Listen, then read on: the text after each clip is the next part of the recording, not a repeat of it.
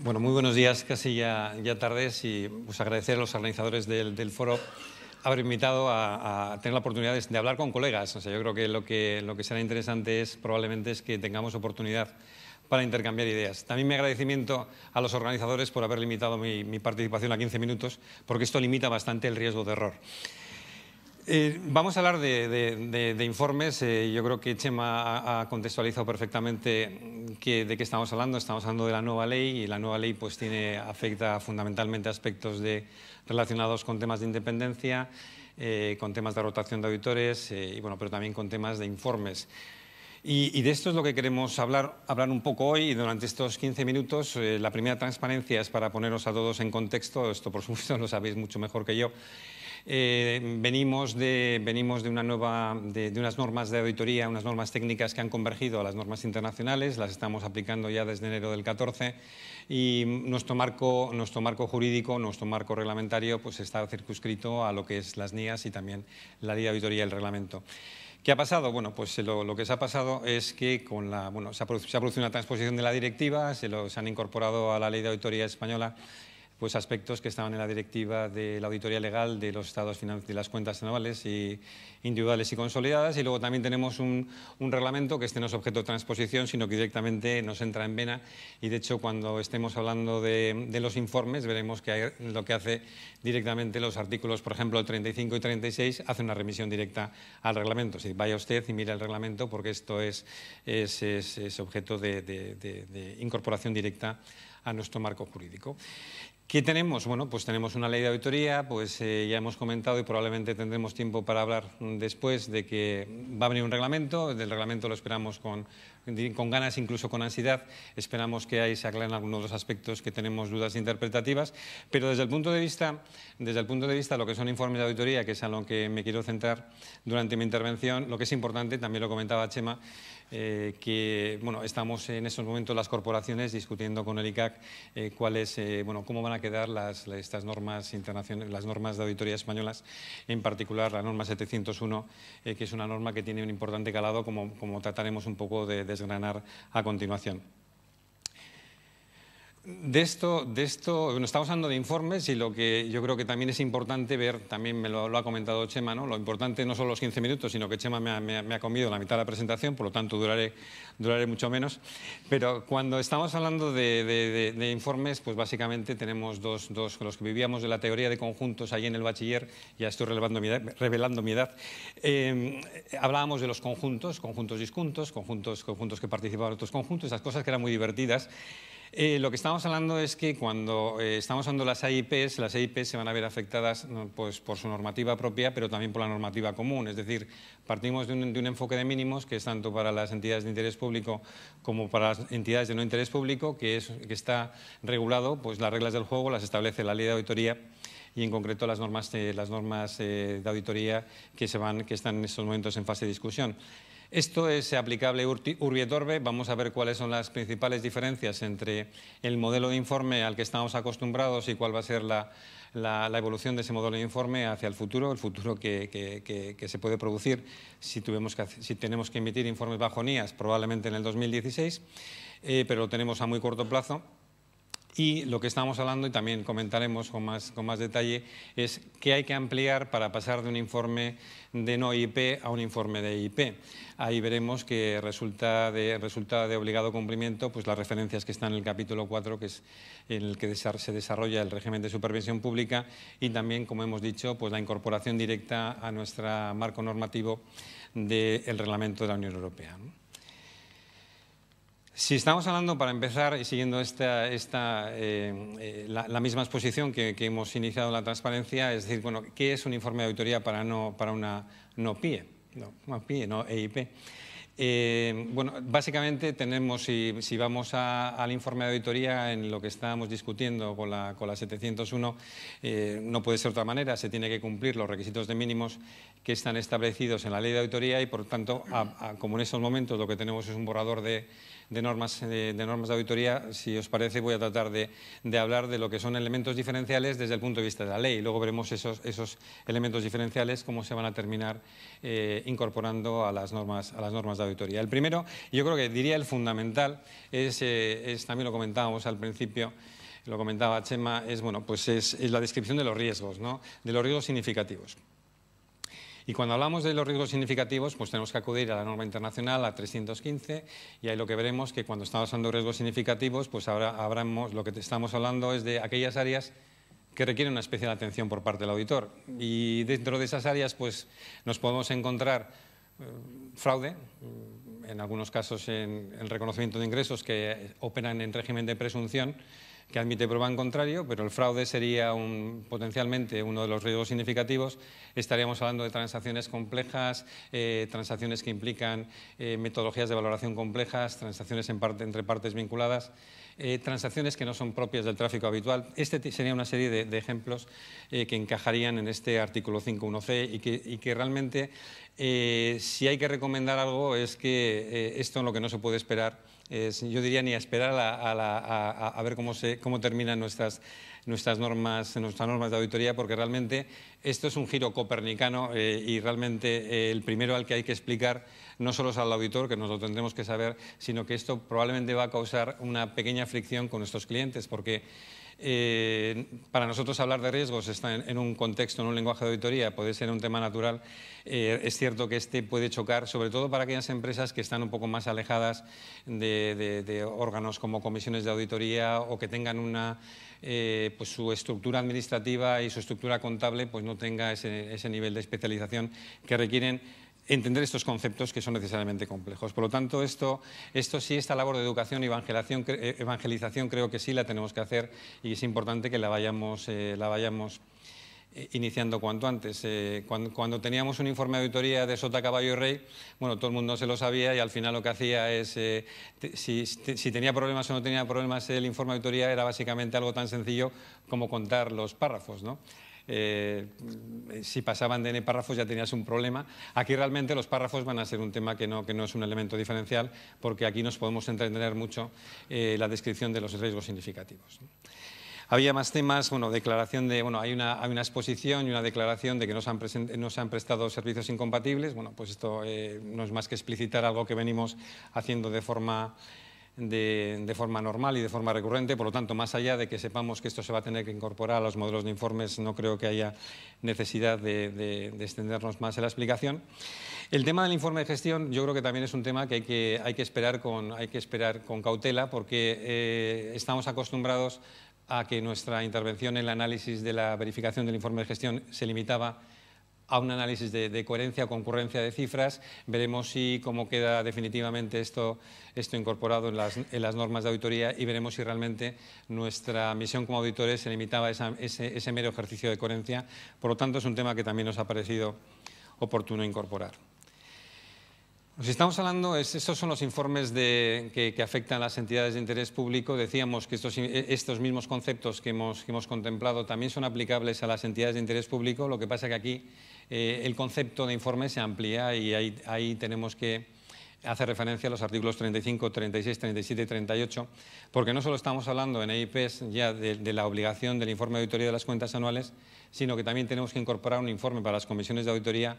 Tenemos que también incorporar como informe de obligado cumplimiento los informes de transparencia y, por último, pues los informes a las autoridades nacionales encargadas de la supervisión. También es un elemento novedoso. Si vamos, y permitidme que vaya a mis transparencias manuales, porque es que ya no veo ni cascorro. Parece que estoy en General Óptica, porque no veo y me estás haciendo un ejercicio de agudeza visual. Voy a recurrir al papel, que esto siempre ayuda. Decíamos ahí las referencias al artículo 10 no son referencias a la ley, son referencias al reglamento. Decíamos que el reglamento europeo se ha incorporado de forma directa a la ley de auditoría y, por lo tanto, esos articulados son articulados que hay que leerlos desde la perspectiva del reglamento europeo. Hay temas, yo diría el B es importante. Si fijaros que lo que también se está explicitando porque existe una obligación concreta en la ley de auditoría, se está explicitando cómo está nuestro calendario de rotación, nuestra vida útil para el cliente. Lo que se está diciendo es, bueno, cuándo se ha hecho la contratación inicial y cuántos años estamos trabajando con el cliente de una forma recurrente. Y esto también es nuevo, más allá de la explicación, que seguro que la tenemos en nuestros sistemas internos de control de calidad. Tampoco creo que haya mucho que decir. Reflexionar, sin embargo, en el artículo 10.2c. Decíamos que las normas de auditoría lo que tienen que hacer es desarrollar aspectos contenidos en la ley, y si nos fijamos en el artículo 10.2c y lo comparamos con lo que hemos dicho para los informes de auditoría de las entidades que no son de interés público, vemos que estamos hablando de los 3 elementos que están descritos e incorporados en los informes no EIP. En concreto, la descripción de los riesgos considerados, el resumen de la respuesta del auditor y una serie de observaciones. Y este es un tema importante porque cuando vayamos, por lo menos a las normas y al texto que hemos tenido en estos momentos, que hemos tenido acceso, cuando estamos hablando de EIP se está hablando de aspectos claves. La norma 701 habla de aspectos claves y ahí volvemos otra vez a la teoría de conjuntos. No cabe duda que los riesgos significativos van a ser aspectos claves, pero los aspectos claves pueden incorporar elementos adicionales a los riesgos significativos y, por lo tanto, lo que tendremos que ver, y uno de los primeros retos a los que nos enfrentaremos con el nuevo informe, es cómo modulamos y cómo determinamos qué elementos adicionales a los riesgos significativos que hemos encontrado en el desarrollo de nuestro trabajo hay que incorporar a un informe en el caso de EIPs. Bueno, hay algunas novedades más. Seguimos, son novedades del reglamento, las tenéis en la presentación.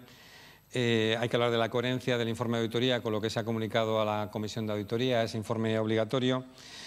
También hay que declarar que nos han prestado servicios incompatibles, explicar en qué medida la auditoría legal permite detectar irregularidades relacionadas con fraude. Bueno, pues una serie de aspectos que sí están incorporados en nuestros procedimientos de auditoría, pero que ahora hay que incorporarlos a la primera página y a esta exposición, a este narrativo que forma la parte del informe.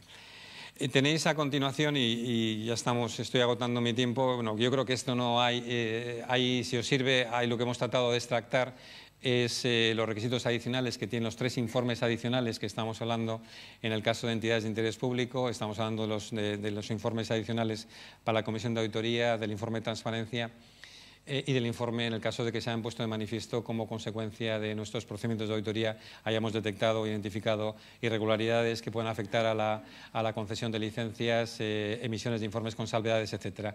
Lo tenéis ahí, yo creo que si os puede venir bien como un recordatorio perfecto, pero que insisto, si es que lo que os estoy comentando lo sabéis de carrerilla, yo creo que sí es importante que si te parece, Miquel, que iniciemos el turno de cuestiones.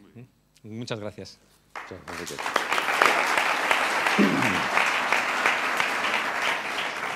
Gracias, Enrique. Bueno, la idea era hacer una breve exposición. Parte de lo que no ha informado Enrique está en las transparencias que hay, que me imagino que se colgará en la página web en su momento y se podrán ver. Y lo fundamental, yo creo que lo que es importante es que, teniendo en cuenta que tenéis aquí 2 personas que dominan la materia, que conocen la materia porque participan en los órganos con el ICAC, pues qué tipo de dudas, preguntas, cuestiones podéis plantear o queréis plantear y si de alguna manera ellos son capaces de aclarar o clarificar cantidad de dudas que yo creo que todos tenemos, tanto al leer la ley como a leer las nuevas NIAs, como a esperar al propio reglamento. No sé si alguien quiere hacer una pregunta o si no, yo sí tenía que hacer una pregunta a ellos 2. Básicamente, que es la siguiente, cualquiera de los 2. Y yo lo que quiero saber es, vosotros que estáis en contacto con el ICAC, si realmente tenéis confianza, tenéis aspiraciones que el reglamento de auditoría, el nuevo reglamento de auditoría realmente clarifique, aclare y subsane, yo creo que problemas que puede tener la ley, o realmente consideráis que eso va a ser bastante difícil de conseguir. La ley creo que remite en 27 o 28 artículos a que reglamentariamente se establecerán, lo cual quiere decir que hay muchos puntos en los que hay que aclarar el reglamento, pero lo que yo quiero saber es si realmente vosotros consideráis que eso puede ser un instrumento que facilite o mejore la redacción de la ley desde el punto de vista del auditor, evidentemente. No sé si Enrique, por lo menos, ¿cuál es tu esperanza al respecto? La esperanza es una virtud teologal, ¿no? Exacto. Bueno, No cabe duda que la respuesta tiene que ser sí. En primer lugar, porque somos personas optimistas, los auditores somos gente optimista, y en segundo lugar, porque es lo normal. O sea, en cualquier proceso de desarrollo normativo, pues empieza por la ley. Lo que hace un reglamento es precisamente desarrollar y aquilatar un poco y explicar los elementos que están un poco más en un terreno más conceptual de la ley. O sea, por lo tanto, que sí creemos que el reglamento va a aclarar, y estamos convencidos que el ICAC está por la labor de realmente aclarar aspectos que no son en estos momentos o que son sujetos a interpretaciones. No, ya le he quitado a Enrique, yo quería, para que ya recupere el tiempo que ha perdido antes, no quería meterme mucho con ello. Pero ahí está claro, desde nuestro punto de vista, el artículo 5 de la ley, y con respecto a la NIA 701, como bien ha comentado Enrique, pues no nos gustaría que estuviese para las no IP. Entonces, vía reglamentaria, no sé si se podrá matizar o no. Yo entiendo que no por jerarquía jurídica, ¿no? Y nos interesaría también un poco, que he comentado un poco en la organización interna del auditor de cuentas, que ahora es la norma que está en ley, pues que se adecúe un poco al encargo, a las circunstancias del encargo, ¿no? Además de esa fe que ha mostrado Enrique, en que será todo en positivo, de lo cual vamos a participar ambas corporaciones para lograrlo. Y seguro que el ICAC nos escuchará, entiendo yo que sí. No, de todas maneras, hay que ser optimistas, pero no excesivamente optimistas, bueno, porque no cabe duda que estamos hablando de que la ley, en el artículo 5, está ahí. Por lo tanto, con independencia de que nos pudiese gustar o no gustar, entiendo que puede ser complejo. Y si el legislador, que dice que esa relevancia pública, lo va a conseguir vía eso, o vamos a perder información de nuestras pymes, ¿no? O se nos van a marchar, ¿no? En un mercado como está. Yo creo que la gente tiene que tener inquietudes, preguntas o dudas, ¿no? Que no hay, está muy clara la ley y lo tenemos todo muy clarito. Lo que está claro es la exposición, no te quepa ninguna duda. La exposición la he entendido perfectamente, creo que sí. Pero bueno, más larga que la otra, pero bien. Pero no sé si realmente puede haber interés. Yo creo que la ley tiene apartados o tiene artículos que realmente pueden dar lugar a que realmente sean motivos de análisis posterior. En concreto, a mí hay uno que sí, cuando leí la primera vez la ley, me quitó un poco el sueño, que es el 45. El 45 lo que dice es que reglamentariamente se establecerán qué condiciones deben de cubrir aquellas entidades para que puedan ser, en teoría, catalogadas, estoy resumiendo el artículo, no sé de memoria, como entidades con capacidad para auditar EIPs. Esto a mí me preocupó porque es uno de los, yo creo que las dudas que siempre nos han podido surgir a los auditores pequeños, sobre todo, es el posible establecimiento de dos clases, dos niveles, dos tipos de auditores. Aquellos auditores que pueden auditar entidades no IPs, y aquellos auditores que de alguna manera tienen que tener una serie de requisitos que dice la ley que reglamentariamente se establecerán para poder auditar IPs. Yo creo que ahí sí que las corporaciones, y por lo menos aquí lo lanzo, tienen que ser lo suficientemente cuidadosas en el análisis de ese artículo, porque realmente eso puede ser una cierta limitación a una de las cosas que pretendía la ley, que es la libre competencia, que es la libertad de la competencia, que es la libertad de la actuación, ¿no? Entonces, yo en concreto sí que creo que hay puntos dentro de la ley que reglamentariamente hay que establecer y algunos se quitan el sueño, y ese leído así de golpe, pues en principio a mí me transmitió una cierta inquietud. No sé si participáis de ese criterio o no lo participáis, o quizás si los auditores pequeños y medianos igual estamos un poco más susceptibles con respecto a la redacción de ese artículo que lo que pueden ser las auditorías o las auditoras, que ya de por sí pues saben que van a cumplir esos requisitos, ¿no? Bueno, no cabe duda que bueno, el artículo 45 está ahí. Yo haría una reflexión un poco porque, hombre, yo entiendo que cuando estamos hablando de un desarrollo normativo y de cualquier cosa, yo creo que al final todo el sentido común debería prevalecer en estas y en muchas de las discusiones que estamos teniendo. Yo creo que al final lo que tiene sentido común, sentido común se entiende, y además, pues una vez que lo entiendes es mucho más fácil su aplicación. Yo la reflexión que haría no es tanto, evidentemente nadie está cuestionando la capacidad de ningún auditor, porque a empezar todo el proceso de homologación de auditores pues es el mismo, todos tenemos que pasar unos exámenes, acreditar una formación técnica, teórica y práctica. Por lo tanto, a partir de ahí, valor, como en la Mini, ¿no? Valor se le supone al auditor, que además tiene un montón para enfrentarse en estos mundos turbulentos, ¿no? Aquí el punto es, si fijaros desde un punto de vista ya no de control de calidad, pero de sentido común, cuando a mí, auditor, con independencia del tamaño, se me está planteando realizar un trabajo de auditoría, lo primero que tengo que hacer es analizar si en la casa tengo elementos suficientes en términos de recursos, especialización, experiencia práctica, experiencia teórica para abordar el trabajo. Para mí ese es el punto fundamental, porque realmente es el que determina, más allá del reglamento, que luego veremos bueno, hasta dónde se tiene que desarrollar, pero esa aplicación del sentido común es que si yo, por ejemplo, pues como auditor no he hecho, por ejemplo, no he hecho auditorías de casinos, lo digo porque probablemente no sea muy normal y no tengamos muchos compañeros que estén auditando en esos momentos casinos, pero igual me lo pensaría, ¿no? Me pensaría si realmente estoy capacitado para realmente realizar esas auditorías. Quiero decirte que esto sería el planteamiento, es como quiero leer el artículo 45 y mi expectativa, insisto porque soy optimista, es que el artículo 45 reglamentariamente no vaya más allá que la mera aplicación del sentido común. Sí, lo que pasa es que eso también, como bien decías tú, las normas técnicas de auditoría y las antiguas normas, uno de los primeros requisitos era la competencia profesional para el ejercicio de la auditoría. Es decir, ya estaba establecido, es decir, si yo no he auditado en mi vida, pues no sé, una entidad bancaria y mañana tengo la gran suerte de que me toca pues, hacer una auditoría bancaria, pues o acudo a dotarme de los medios necesarios o desisto del encargo. Yo creo que la lógica tiene que funcionar. De ahí a que de alguna manera reglamentariamente se puedan establecer determinado tipo de limitaciones a esa actuación, o sea, por ley o por reglamento, más que por ley, digan, bueno, usted es que si no tiene 2 ordenadores IBM en marca no sé qué, no puedo evitar, y estoy diciendo una burrada, ya me parece que supone una cierta limitación. O sea, estoy de acuerdo con lo que dices tú, la capacidad técnica la tiene que determinar cada uno, la experiencia, los métodos que tiene, los medios que tiene para hacerlo, pero hasta ahora no estaba puesto en ninguna ley esa obligación y se le suponía que, bueno, la gente razonable, con una cierta lógica, lo hacía o lo tenía que hacer, ¿no? Ese quizás es un poco a mí lo único que más me ha podido chirriar de ese artículo, ¿no?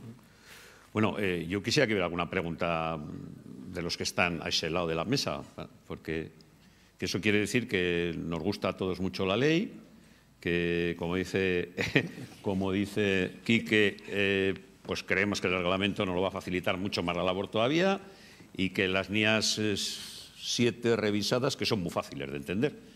Con lo cual, pues no sé si no tenéis ninguna pregunta más o no hay nadie que levante el dedo, pues...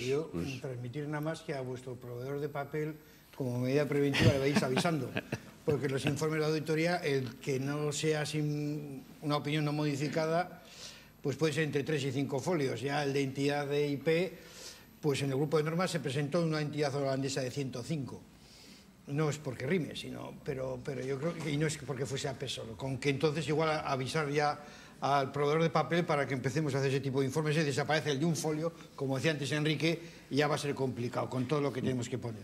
Y respecto al auditor de IP y no IP, pues bueno, si te dedicas a no IP, pasarte IP, pues los condicionamientos de la propia ley y del propio reglamento, pues son ya singulares. El tema es que si te dedicas a uno, te dejes de estar forma al otro, aunque verdaderamente nuestra capacidad se entiende que para ambos dos. Pero bueno, yo lo acabo de solucionar con Enrique, como os he dicho antes, ¿no? Ha quedado claro. Muy Pero bien, bueno, que no sé si lo hará porque me he pasado, aunque luego el tema... ¿Alguna pregunta más al respecto? No sé si tenéis alguna consideración o estáis esperando que realmente cuando se publique todo, como nos suele pasar en este país, nos ponemos a estudiar en serio, entonces cuando vemos los problemas. Pues nada, muchísimas gracias por la atención y vamos a continuar con la ponencia siguiente. Muchas gracias.